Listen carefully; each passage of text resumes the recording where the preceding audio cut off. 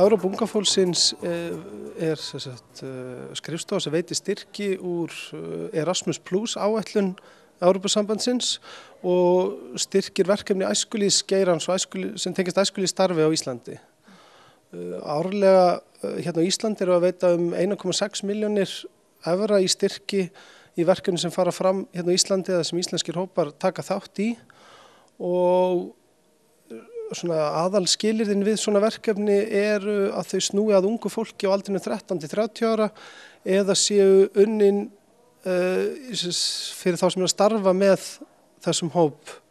ungs fólks. Og þá í raun og veru ekki aldurstakmark, starfsmennirnir þurfa ekki að vera yngri en 30? Nei, starfsmennir mega vera á öllum aldri og það bara, flestir eru ungir í anda en þeir mega vera á öllum aldri þeir sem eru að vinna með ungu fólki og taka þátt í svona verkefnum og þeir eru þá að skipuleggja sitt starf,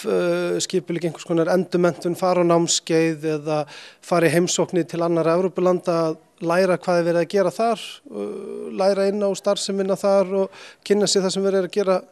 gott í Evrópu í æskulýðsgeiranum. En svo eru verkefni sem snúa að unga fólkinu sjálfu, sem eru verkefni sem ungmennaskipti, þar sem hópar af ungu fólki fara og hitta aðra hópa af ungu fólki og vinna einhverju skemmtilegu verkefni í 5 daga til 3 vikur og kynnast þannig menningu annarra landa og ungu fólki frá öðrum löndum. Möguleikarnir eru í rauninni endalausir og við setjum svolítið ramma á það hvaða styrkupphæðir fólk getur verið að fá og hversu hái styrkirnir eru, en oftar en ekki eru það bara hugmyndirnar sem ráða og höfum styrt mjög fjölbreyttar hugmyndir, ekki síst í flokki sem heitir frumkvæði ungs fólks. Þar eru hópar frá minnst 2 löndum að vinna saman og þurfa að vera lágmarki 2 ungmenni í hverjum hóp og þar er markmiðið að gefa ungu fólki tækifæri að hrinda sinni eigin hugmynd í framkvæmd. Og það til dæmis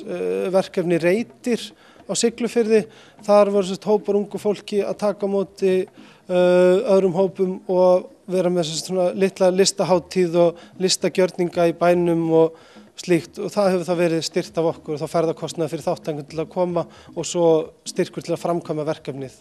á Siglufirði. Og þar eru möguleikarnir ekki síst óþrjótandi og bara eftir hugmyndaflugi unga fólksins sem vill framkvæma sínar eigin hugmyndir og koma þeim á koppinn. En náið að koma út öllu fjármagninu? Já, það hefur gengið mjög vel, sérstaklega síðustu ár. Það hefur verið að koma út 99,5% af því fjármagni sem við höfum. Og hérna á Íslandi er þetta umtalsverða fjárhæðir fyrir æskulýðsgeirann þá sem er að vinna með ungu fólki. Svo sagði hann, þetta er 1,6 milljón evra núna árið 2014 sem eru 250 milljón krónur sem við höfum bara í verkefni sem að Íslendingar eiga frumkvæði að. Þar fyrir utan eru þetta verkefni sem eru framkvæmd í Evrópu og Íslendingar getur verið samstarfsaðilar í. Þannig að möguleikarnir eru óþrjótandi og við höfum verið að styrkja milli 50 og 70 verkefni árlega hérna á Íslandi og almennt verið að ná að styrkja eitthvað 60–70% af þeim verkefnum sem sækja styrk hjá okkur yfir höfuð. Þannig að líkurnar á því að fá styrk eru frekar góðar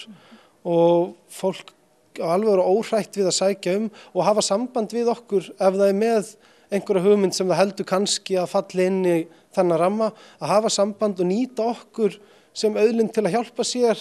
að koma á fót svona verkefni. Og hvar á að nálgast ykkur? Það er auðveldast að finna upplýsingar á heimasíðun okkar sem er euf.is og þar er hægt að finna upplýsingar til að hvort sem hringi okkur að senda okkur tölvupóst og finna frekar nákvæmar upplýsingar allar þessar verkefnagerðir, hvaða styrki við erum að veita, hvenær eru umsóknarfrestir og svo framvegis. Og ég mæli með því fólk bara að kíkja á heimasíðun okkar, skoði sig þar og svona ná aðeins áttum á þessu og hafi svo samband við okkur og beri sínar hugmyndir undir okkur því að möguleikarnir eru óþrjótandi og það er bara að vera óhrætt við að hafa samband og sjá hvort það sé ekki eitthvað sem við getum gert fyrir ykkur.